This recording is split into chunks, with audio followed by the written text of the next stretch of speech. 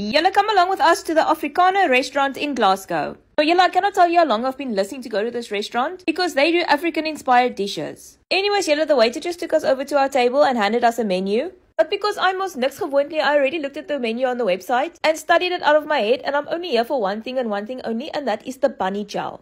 Also, can we just have a minute for the decor and the paintings in this place? Guys, it is absolutely stunning. Anyways, guys, so Fetian went for a Coke and I just went for a Fanta. And then our food arrived. Guys, this can feed 2 people. I nogal skrik when they brought the plate over. Nelly asked the boys as a sharing platter, and then Fetian also got one. Fetian got these lady fingers for us, guys. I've never had them before, but he said his one colleague introduced him to this and he's never looked back. And guys, he's not wrong. The lady fingers was a hit. But also the lady fingers had to wait because it's time to get stuck into this Musha bunny chow.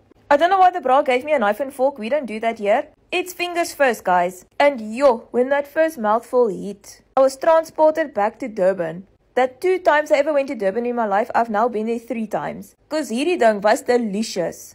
The right flavors, the right spices, the right everything. This is legit the highlight of my 2025 so far. Obviously, I couldn't finish it all, so that's what I left. But guys, I really recommend if you have an Afrikaner nearby you to go and check them out. I 10/10 recommend this place if you want to have a good time and a lekker meal. Okay, bye!